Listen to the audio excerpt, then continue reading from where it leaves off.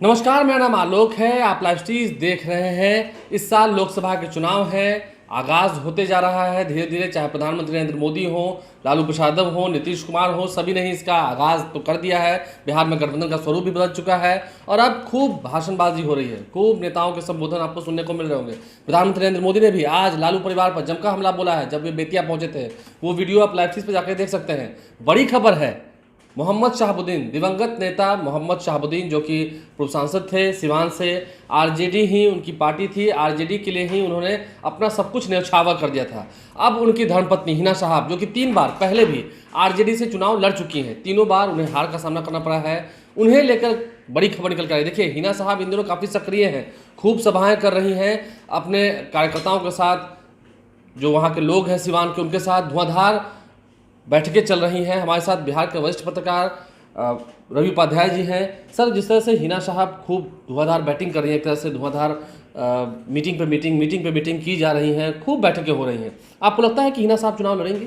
देखिए, निश्चित रूप से जो खबरें छन करके आ रही हैं या जो ग्राउंड जीरो की जो रिपोर्ट है वह बता रही है कि हिना साहब इस बार निर्दलीय चुनावी मैदान में उतरेंगी और यह तैयारी, मुकम्मल तैयारी उनके जो समर्थक हैं सिवान में वह करते हुए दिखाई पड़ रहे हैं। और जगह जगह आलोक जी हम बता रहे हैं, जगह जगह बैठकें हो रही हैं। उनके जो समर्थक हैं, जो मोहम्मद शहाबुद्दीन के चाहने वाले लोग हैं, वो लोग वो बैठक कर रहे हैं और इस बार कोई अलग तैयारी दिखाई पड़ रही है। देखिए, 2 दिन पहले से हम लोग देख रहे हैं जीरादेई राष्ट्रपिता पूर्व राष्ट्रपति राजेंद्र बाबू की वह जन्मस्थली है। वहां पर प्रसाद जी की जन्मस्थली रही है। वहां पर हिना साहब की मीटिंग हो रही है और वहां पर जिस समय शाम के अंधेरे में भी आप देखिएगा हजारों की संख्या में, बड़ी तादाद में लोग जमा है। और हिना, वह कौन लोग हैं? वह लोग मोहम्मद शहाबुद्दीन के को चाहने वाले, हिना साहब को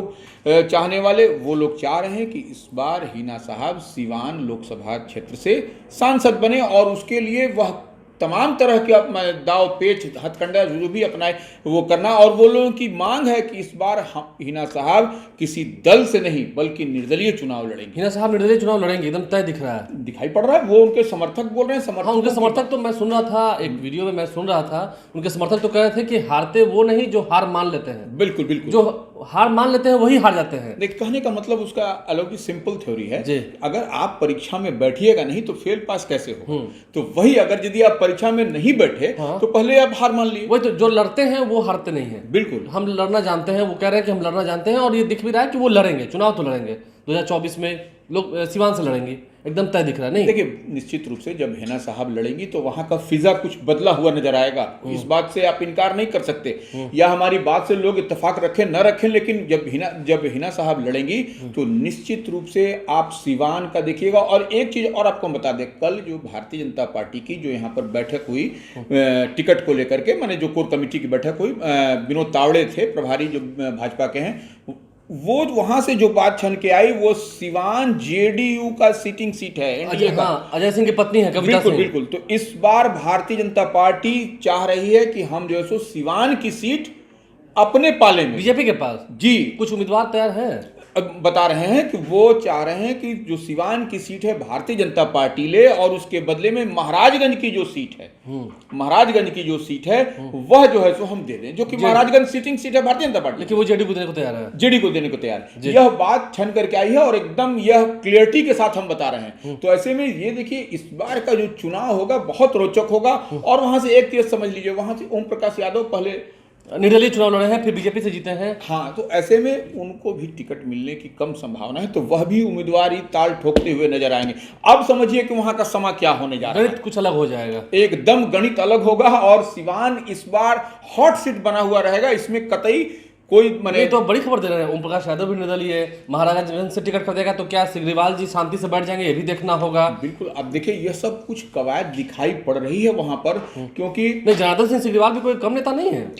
क्या वो नहीं चाहते दोबारा सांसद बनना? चाहते वो महाराजगंज से है ना। हाँ, महाराजगंज से। तो आप महाराजगंज है ना कि वो जेडीयू को? हाँ, जेडीयू उनका टिकट कटेगा। ये निश्चित रूप से, यह जब इस तरह का कुछ भारतीय जनता पार्टी कुछ सीटों पर अदला बदली की नीयत रखी हुई है और उसकी तैयारी भी है भारतीय जनता पार्टी। अच्छा, जरा हम अब आरजेडी खेमे क्यों आते हैं। आरजेडी भी इस कोशिश में है कि सिवान की सीट जो है वो माले को दे दे, ऐसी चर्चाएं हो रही है, क्या यही सत्यता है? बिल्कुल, देखिए वहाँ का जो समीकरण रहा है वो पहले से रहा है कि वहाँ पर जब मोहम्मद शहाबुद्दीन थे उस समय भी उनके साथ में वह सवर्ण समाज का वोट उनके साथ चढ़ा करता था। इस बात को मैंने एकदम क्लियरिटी के साथ हम बताते हैं, कभी भी उनके साथ में यह नहीं था। तो वहाँ पर माले और वहाँ पर मोहम्मद शहाबुद्दीन के बीच हाँ नहीं बनती थी। तो ऐसे में देखिए वहाँ पर राष्ट्रीय जनता दल क्या है, राष्ट्रीय जनता दल इसीलिए परहेज कर रहा है कि वहाँ पर हम माले को वह सीट दे करके अपने जो माने महागठबंधन और इंडिया अलायंस के फोल्ड में उस सीट को हम सिवान को कर लें। यह वहाँ पर चतुराई, वहाँ पर राजनीतिक दावपेच हो रही है। जी, एक कहावत, एक शेर है सर, राहत इंदौरी के शेर है, जिनसे मिलना ना लिखा हो तकदीर में, उनसे मोहब्बत कसम से कमाल की होती है। तो लगता है तकदीर में मिलना नहीं लिखा था हिना साहब का आरजेडी के साथ। 2-3 बार टिकट मिला है पार्टी की ओर से, तीन बार मिला, तीनों बार हार गए। बिल्कुल हार तो क्या लगता है कि तकदीर में नहीं लिखा हुआ था, मोहब्बत तो उनसे कमाल की हुई? नहीं देखिए, लेकिन एक चीज है कि हिना साहब को वहां से अगर यदि इंडिया अलायंस महागठबंधन से नहीं मिलता है या नहीं मिल रहा है, जिस तरह की तैयारी दिखाई पड़ रही है, तो वैसे में उसका एक बहुत बड़ा एक मैसेज जाएगा। क्या मुस्लिम कम्युनिटीज में, हम अगर मुस्लिम समुदाय की बात करें, क्या उस तरफ काफी नाराजगी रहेगी आरजेडी को लेकर? निश्चित इसका असर पड़ेगा, निश्चित रूप से रहेगी, इसमें कहीं कोई दो मत नहीं है। भले आप अपने गठबंधन के, इंडिया अलायंस महागठबंधन के सहयोगी भाकपा माले को आप साथ में कर लें, लेकिन अल्पसंख्यकों में यह एक मैसेज जाएगा और उसका मैसेज लाउड एंड क्लियर होगा। Loud and clear in the sense कि वह उनके बीच में यह मैसेज जाएगा और उसका मतलब यह होगा कि कई सीटों पर जो MY समीकरण जो इंटैक्ट माना जाता है, भले अब वो बाप कह लें, लेकिन MY समीकरण वो उनका ध्वस्त होगा। वो निश्चित रूप से कहीं ना कहीं डेंट लगेगा। ध्वस्त होगा कि नहीं होगा यह हम नहीं कह सकते, दरार तो आ जाएगी ना, निश्चित रूप से डेंट लगेगा, उसमें कहीं कोई दो मत नहीं। अच्छा, जिस तरह से आरजेडी की हम बात करें, आरजेडी क्योंकि हिना साहब की भी हम बात करते हैं, सिर्फ हम आरजेडी की बुराई ना करें, दोनों तरफ की बात करते हैं। हिना साहब ने तो शुरू में कह दिया ना, तेजस्वी यादव मोहम्मद शहाबुद्दीन के बेटे की शादी में जाते हैं, बिटिया की शादी में जाते हैं, मतलब जो पारिवारिक संबंध था उसे वो निभाते हैं। उसके बाद हिना साहब का अचानक ये कहना कि अभी हम किसी पार्टी में नहीं हैं, हमें किसी रंग से कोई परहेज भी नहीं है, यानी कि इशारे तो बीजेपी की ओर भी जा रहे थे कि भगवा रंग से भी कोई दिक्कत नहीं है, हरे रंग से भी कोई दिक्कत नहीं है। नहीं, वो रंग से देखिए, यह एक तो पॉलिटिकल लाइन भी होता है, पॉलिटिकल लाइन है ना, पॉलिटिकल लाइन है, लेकिन एक चीज तो है, जब तो कहाँ बात रहे भाई। देखिए एक बात समझ लीजिए, जब प्रतिपक्ष के नेता तेजस्वी प्रसाद यादव जो अभी आरजेडी की वही कमान संभाले हुए हैं, हाँ, उन्हीं वही लाइफलाइन है, तेजस्वी आरजेडी की लाइफलाइन। बिल्कुल बिल्कुल एग्जैक्टली। तो वही देखिए, अब उसके बाद से वह सिवान जाते हैं और उनकी मुलाकात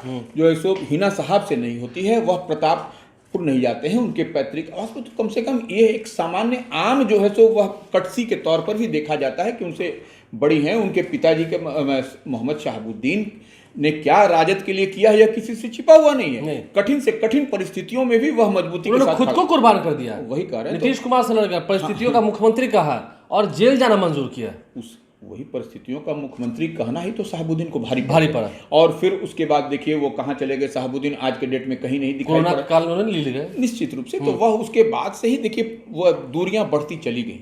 तो यह जो दूरी बढ़ी और तेजस्वी यादव नहीं जाकर के मिले, तो यह और उसमें आग में घी का काम कर गया, आग में घी का काम कर गया। तो यह कहीं ना कहीं यह अच्छा नहीं हुआ राजद के लिए या इंडिया अलायंस महागठबंधन के लिए। बिहार के संदर्भ में अगर बात करिए तो यह अच्छा नहीं हुआ, इसको पाटना चाहिए था। इसको देखिए, राजनीतिक बुद्धिमत्ता क्या होती है कि किसी भी चीज को आपको दो वोट को आपको सहेजना है, 2 वोट आपको बिगाड़ना नहीं है। तो यह 2 वोट के अलावा क्या कहिए, ये तो ज्यादा ही वोट बिगड़ता हुआ। एक अंतिम सवाल है मेरा, एक सवाल जो लोग पूछेंगे मैं वो पूछ लेता हूँ, जानना भी जरूरी है। क्या MIM पार्टी की ओर, जो असदुद्दीन ओवैसी की पार्टी है, AIMIM पार्टी की ओर हिना साहब कुछ करेंगे, AIMIM से चुनाव कहीं लड़ जाएंगे? तो नहीं, देखिए हिना साहब जो हैं वह AIMIM जो ओवैसी की पार्टी है उससे वह चुनाव नहीं लड़ेगी, MIM से नहीं लड़ेंगे, बिल्कुल नहीं लड़ेंगी। वो जो जानकारी छन करके आ रही है, और वैसे तो ऑफर भी दे सकते हैं। नहीं, ऑफर देने की बात क्या है, जो ओवैसी अगर यदि माने हिना साहब को तो ऑफर की कमी है, कितना ऑफर मिल रहा है, लेकिन वो नहीं, वो निर्दलीय ही लड़ेंगी।